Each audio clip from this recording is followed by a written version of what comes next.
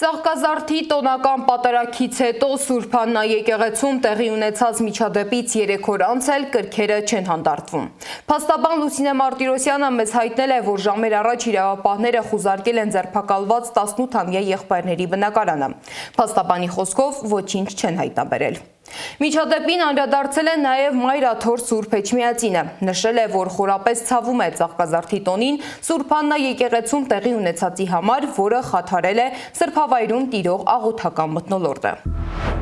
Վարչապետի կարճատև այցի ընթացքում արձանագրված միջադեպը պետք է դիտարկել որպես հետևանք իշխանության հակաեկեղեցական արշավի և հակաօրինական ոչ կանոնական գործողությունների, որոնք վիրավորում են հավատացյալների կրոնական զգացումները և տեղիք տալիս նման ընդվզումների։ Ուստի հայոց եկեղեցուն և ամենայն հայոց կաթողիկոսին անհիմն մեղադրելու փոխարեն պետք է անդրադառնալ և վերանայել եկեղեցու, եկեղեցականների և ազգային հոգևոր արժեքների հանդեպ իշխանության որդեգրած դիրքորոշումները, որոնք ազգավնաս են, պառակտում են մեր ժողովրդին, հանգեցնելով նման ցավալի երևույթների։